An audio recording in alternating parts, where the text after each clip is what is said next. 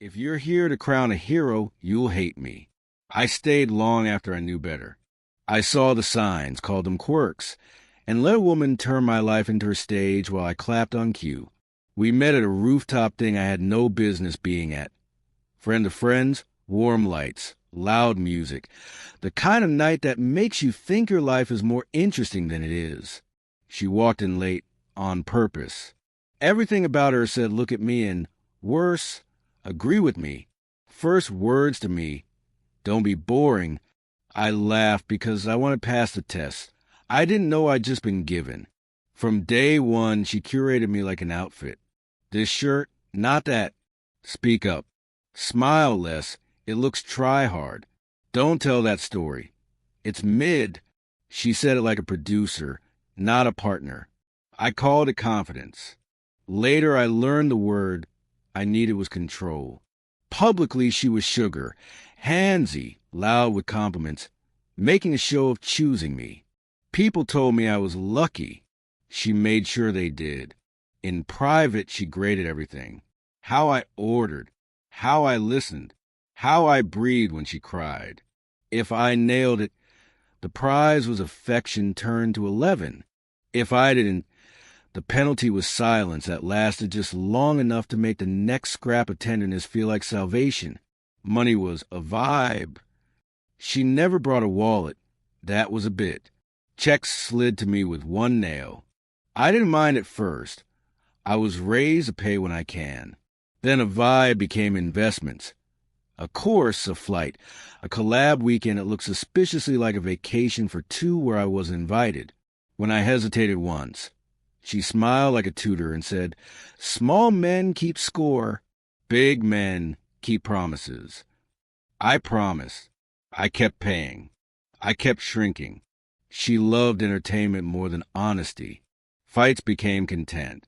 After an argument, she'd post a black screen with healing in lowercase and a broken heart, then curl into my side as if she hadn't just hired an audience to hold a knife for her.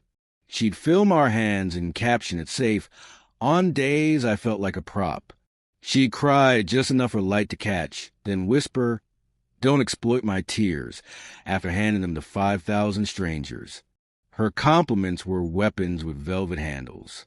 You're dependable, translation, boring. You're calm, translation, passive.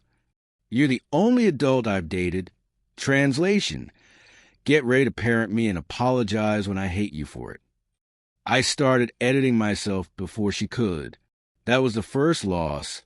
Silence in my own mouth to keep her from sharpening hers. She introduced a fun ritual called a rule, one non-negotiable each. Mine was simple. If we set a time, we keep it. Hers, I was never allowed to ask, were you? Feels controlling. She broke mine weekly. If I broke hers once, I got a TED Talk on male insecurity. I learned to say have fun, through a smile that didn't reach my eyes. There was a creative partner. Of course. Always is. Soft voice, kind eyes, gets a grind. She praised him in a worship tone, then laughed at herself for bringing him up again. I asked lightly if I should be jealous. Jealousy is cheap, she said, which is a convenient way to mark your boundaries with invisible ink. The first real red flag was white, a hotel key sleeve in her coat. Event, she said, quick as a magician. I swallowed the trick hole. Then came a second toothbrush from my cousin, a playlist called Midnights. That wasn't her taste, a scent on her scarf that wasn't mine. Each piece explainable. The sum of them wasn't. I started keeping a ledger on my phone, not to trap her, but to trap myself when I'd try to rewrite the past kinder than it deserved. My friends noticed I'd gone quieter. I said we were working on us, like we had a group project due. She told her followers I was her calm and told me I was too available in the same day. That's how it was. Praise in public, penalties in private. Every kindness came with a tab. We had good nights. That's what kept me. She'd fix a cabinet with a screwdriver in her teeth, show up with soup when I was sick, curl into my chest, and ask about the scar on my wrist like no one had ever asked. Then she'd vanish for a reset. And when she came back, the softness felt so rare, I treated it like proof. It wasn't proof. It was bait. The first time I saw them together was from across the street. No touching, no kiss. Just the kind of pace two people have when their bodies already know the answer. She tossed her head back in that laugh. She saves with delighting herself. He lifted a hand like he remembered what her hair felt like and changed his mind.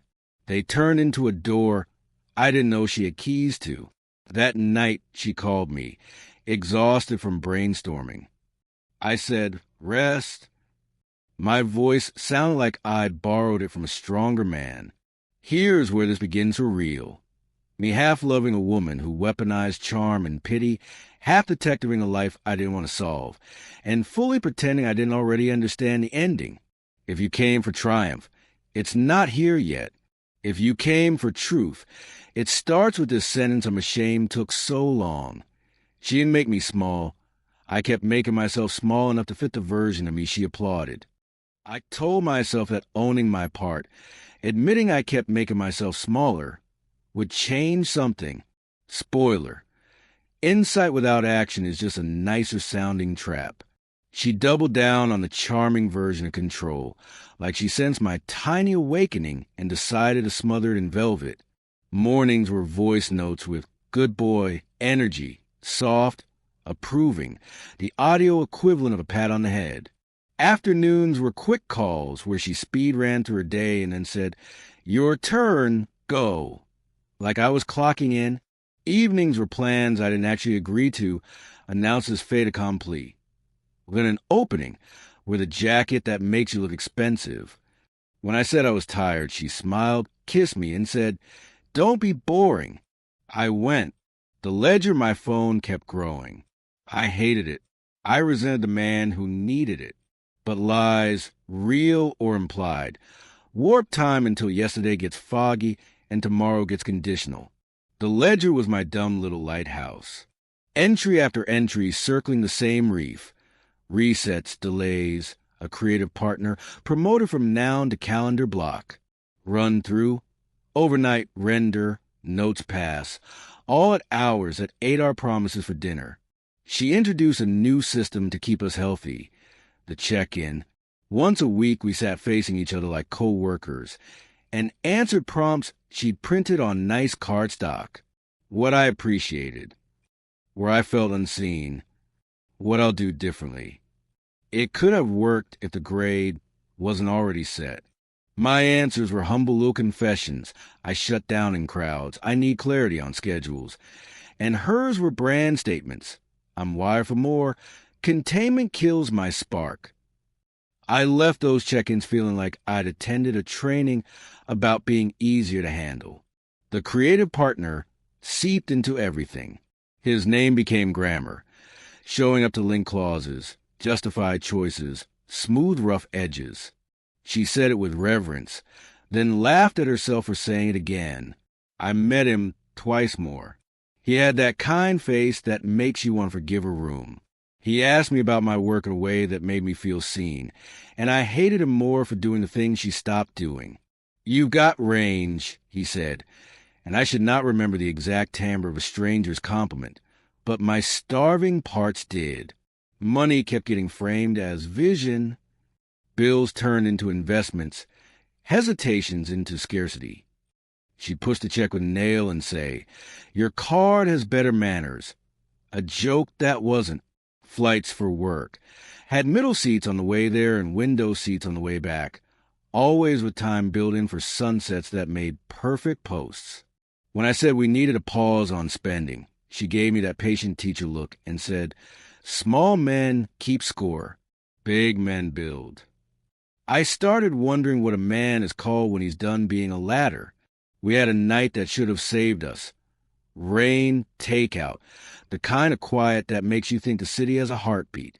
She crawled onto my chest and asked about the scar on my wrist again, the one I got trying to open a window with a stuck latch. I said the same thing I always say. She listened like it was new. Then she said, "Tell me something you've never told anyone." And I did, because I'm built that way.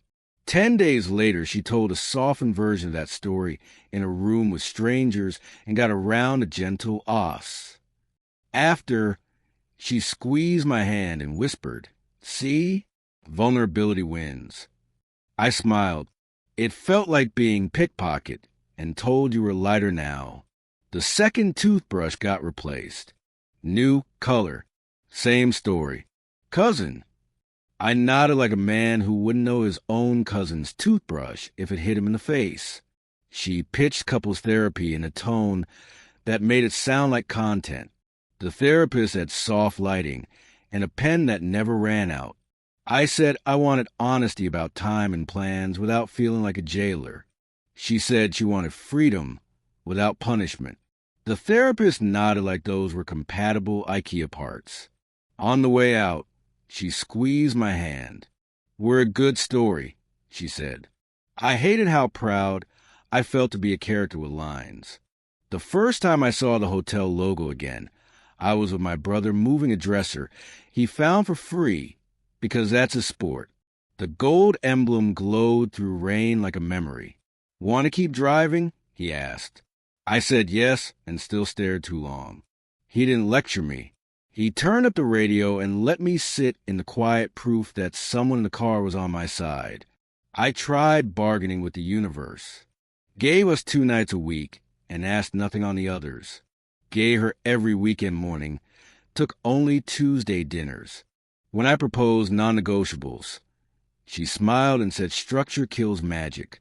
Magic can book a calendar, I said, and immediately felt like a man who sneers at sparklers at a child's party. Then came the small mercy and the larger wound.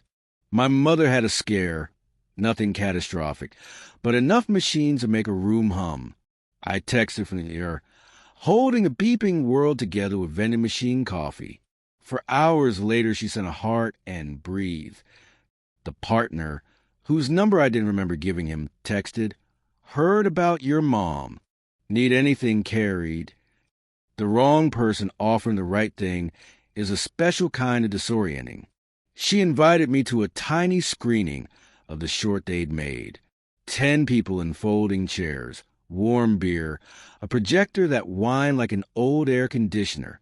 The film was good, tender, specific, not mine. In the Q&A, someone asked about on-set chemistry. The room tittered. She laughed, placed a hand on his shoulder, and said, "Trust makes art." It landed like wisdom until I felt it land in my stomach like something else. We left into cold air that made our breath visible. "Proud of you," I said. She threaded her arm through mine, the public tether. "See? We're fine," she said. I looked at our silhouettes in the dark window and thought, we look fine. That word does too much work in this world. The ledger kept me honest. A midweek hold, that mapped to a boutique hotel lobby. A duplicate card charge at a bar we've never liked. A photo on her roll, just a table edge, a man's wrist half in frame. The same watch I'd seen at the screening. I didn't scroll further. I didn't need to read subtitles to understand the scene. I practiced a confrontation, like a speech I hoped I'd never give. Are you sleeping with him? Crude and small. Are you in love with him? Generous to a fault. When did you stop telling me the truth? Closer. I practiced my jaw, which is pathetic, but men learn their faces for moments like these, as if a stoic angle could keep a life from tilting. Then Wednesday handed me the answer, without a question. Streetlight, glass doors, the lobby that smells like citrus and cover-up. I didn't even go in. I watched from across the street as the elevator opened, and they stepped out laughing, not touching, their physics doing the math. She saw me first. The laugh died. His hand fell. The scene froze. For once I did not perform.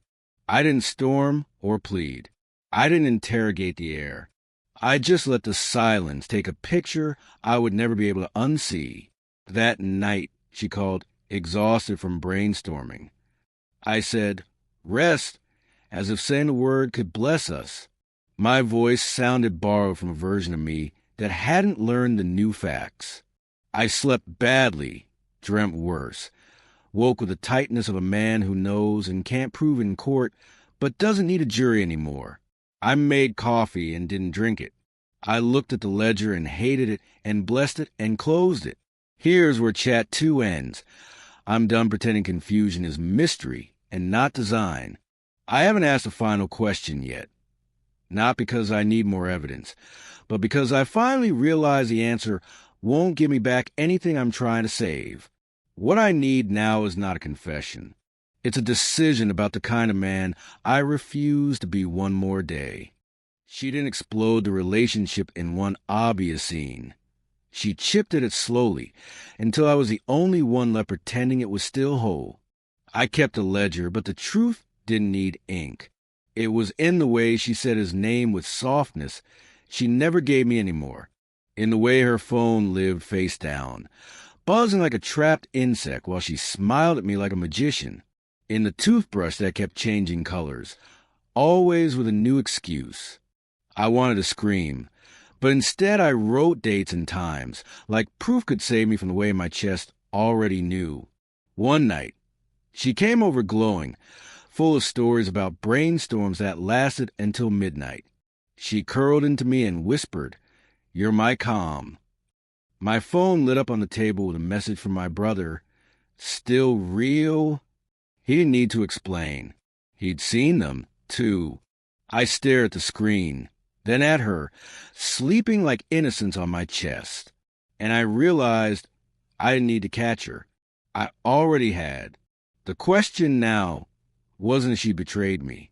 It was how much longer I was willing to betray myself by staying. I told myself I'd wait for the right moment to ask. The right moment never came. There's no calendar slot for detonating your own denial. I started small because small felt safer. Can we pick 2 nights and actually keep them? I asked over dinner, aiming for practical. She smiled the way people smile at toddlers offering help. "Structure kills magic," she said. "It doesn't have to," I said. "For me it does." She kissed me like an apology I wasn't allowed to accept, and the conversation slid off the table like a napkin. The ledger didn't care about kisses. It kept filling itself. A midweek hold that mapped to the gold logo hotel, a double charge at a bar we hated, a new playlist named with an inside joke I wasn't inside. My brother's text, still real, sat at the top of our thread like a quiet alarm. I turned my phone face down, and it still flashed behind my eyelids. I tried honesty in a controlled dose. "I'm losing myself," I told her one night, as we sat on the floor eating takeout from boxes that stained the cardboard with oil halos. She didn't flinch. "Maybe that's good," she said. "The old you is too small." I wanted to ask who gets to decide my size. Instead, I washed containers we were about to throw away, because my hands needed a task. She invited me to their tiny victory, a bar with mirrors pretending to be windows, everyone clapping at the right times. The partner was there, of course, kind eyes doing their gentle work. He asked about my week like he actually cared. I hated him for precisely that, for noticing what she'd stopped asking. She toasted trust and squeezed his shoulder. The room said, "Ah." I said nothing and tasted copper. Back at my place, I set a boundary that sounded like begging. "If we're doing this, I need the truth about time." I said, "If you're with him, say you're with him. If you're at the hotel, say you're at the hotel." She laughed lightly, like I'd told a sweet joke. "You're obsessed with labels," she said. "I'm obsessed with not feeling stupid," I said. She went still for a beat, then softened her voice into that soothing register that used to melt me. "Don't make us small," she whispered. What she meant was, don't make me answer. I rehearsed the confrontation anyway, alone in my kitchen with the light over the stove. "When did you stop telling me the truth?" was the only line I could say without hating myself. "Did you sleep with him?" would hire me back into the factory of doubt, Yes would break me. No would keep me employed. Do you love him? Turned betrayal into a poem. I didn't want poetry. I wanted air. Wednesday gave me the kind of mercy that looks like cruelty. A second chance at the hotel lobby. I didn't go in. I didn't need to. I watched from across the street as the elevator opened, and they stepped out laughing the kind of laugh people save for each other. No hand-holding. No kiss. There pasted the math. She saw me. The laugh died. His hand fell. For once, I didn't perform. I let silence take a picture I would never be able to unsee. That night, she called, exhausted from brainstorming. I said, rest, and heard my own voice like it belonged to someone still trying to earn a grade. She asked if I was mad. I said I was tired.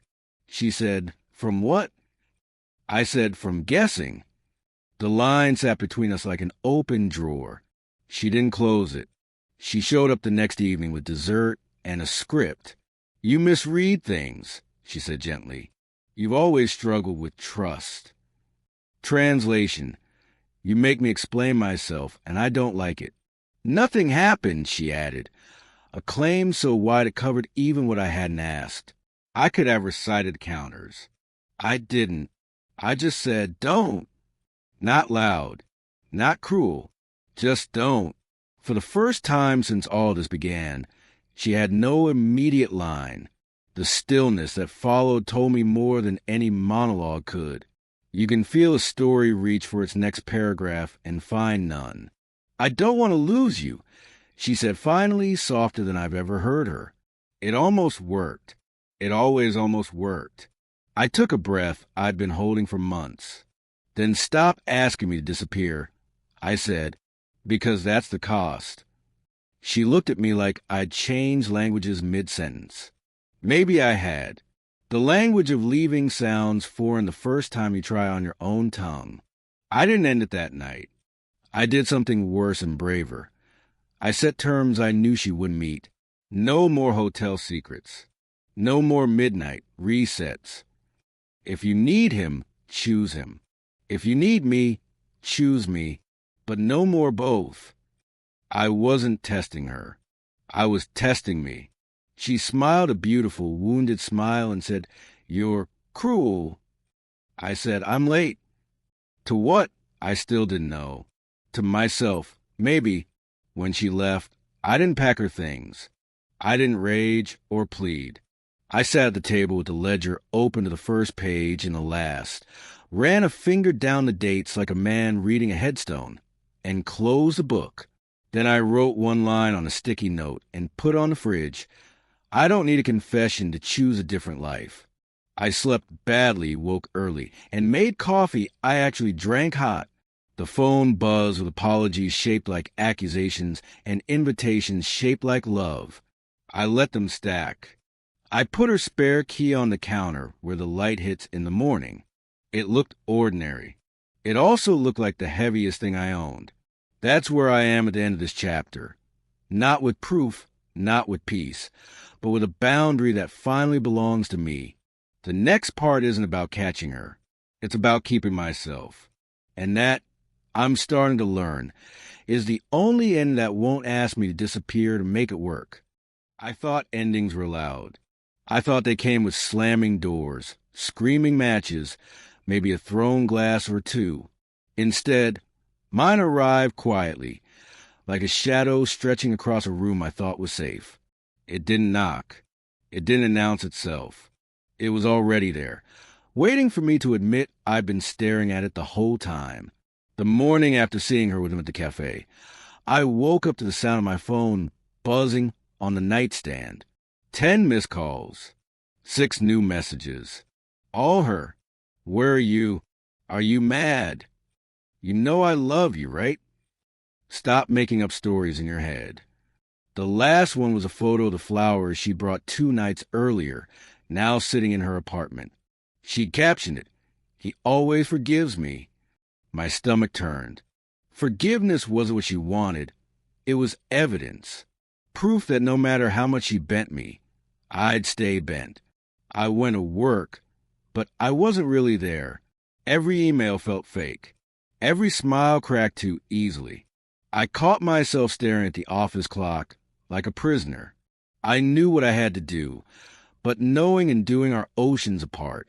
That night, she came over uninvited. She used her key, the one I'd given her when I still believed we were building something. She walked in like nothing had shifted, kissed me hard, and asked what we were eating. I stood in the kitchen, holding a spatula like a man who couldn't remember what food was. "I saw you yesterday," I said finally. My voice was too calm. Calm can sound like cruelty. She froze for less than a second, barely a blink, before her face arranged itself into something soft. "With him?" she asked, pretending to clarify. I nodded. She smiled gently, like a mother humoring a child. "We were working. That's all. You're paranoid." That word, paranoid, hit like a knife, because she knew I'd been keeping a ledger. She knew I'd been stacking evidence like sandbags against a flood. And she knew if she said that word enough, I'd start questioning my own eyes. I put the spatula down. "Don't," I whispered. Just that, not loud, not strong, but final. She laughed. "Don't what?" Her voice was honey laced with venom. "Don't work? Don't talk to friends? Don't be me? Don't lie to me?" I said. There it was, out loud. The sentence I'd been swallowing for months. The silence that followed was the truest moment of our entire relationship. She didn't deny it, not right away. She just stared at me like I'd broken a contract. She thought I was too weak to question.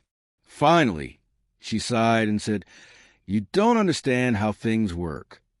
I almost laughed, because she was right. I didn't understand. I didn't understand how you could hold someone at night, kiss their forehead, whisper that they're calm, and then walk out the next day to someone else. I didn't understand how I let myself become an accessory to her double life. "Maybe I don't," I said, "but I understand enough." She cried then, real tears this time, shoulders shaking, mascara bleeding. I stood there watching, waiting for the part where I'd cave. For months, that was always the part where I'd fold into her arms, tell her we'd figure out that love was bigger than mistakes. But I didn't move. I didn't say a word. And that silence, I think, scared her more than anything. "You'll regret this," she whispered finally, between sobs. "No," I said, "I regret staying." She packed her things in angry silence, throwing clothes into a bag, slamming drawers. At the door, she turned back one last time. Her face was a mix of fury and something else. Maybe pity, maybe rage at being seen without winning. "You'll never find someone like me," she spat. "I know," I said. "That's the point." The door clicked shut. Just a click, nothing cinematic. But it echoed louder than any slam. The hours after were strange. I expected collapse, rage, grief, the kind of heartbreak you see in movies. But what I felt was relief, heavy and clean, like putting down a weight I didn't know I'd been carrying. I walked into the bathroom and saw her second toothbrush still sitting in the cup. For a second, I thought about snapping it in half. Instead, I dropped in the trash, shut the lid, and walked away. Her messages didn't stop. That week, my phone lit up with alternating apologies and attacks. "I love you. Don't throw us away." Then, "You're pathetic. You'll beg to come back." Then, "Please, I can change." I blocked her. For the first time in months, I slept 8 straight hours. No buzzing phone. No ledger open beside my bed. Just sleep. The strangest part?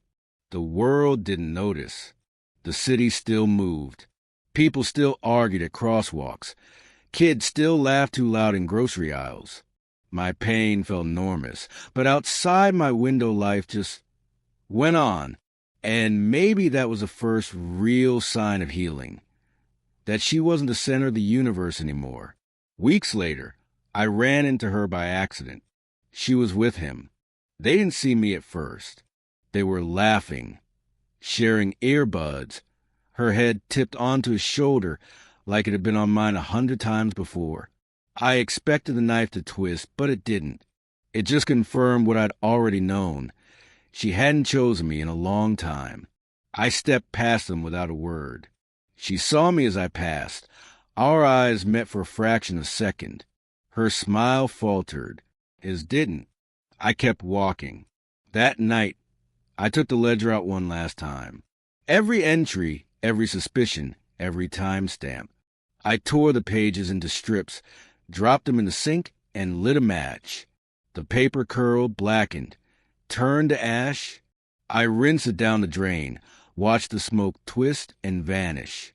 For the first time, I felt like the story didn't owe me anymore. Here's my ending. I didn't get a confession. I didn't get closure. I didn't get justice. What I got was a decision. That loving her meant losing myself. And I finally decided I wasn't willing to disappear. Love shouldn't feel like an investigation. It shouldn't need ledgers or alibis. It shouldn't leave you apologizing just to keep the peace. What I learned is simple.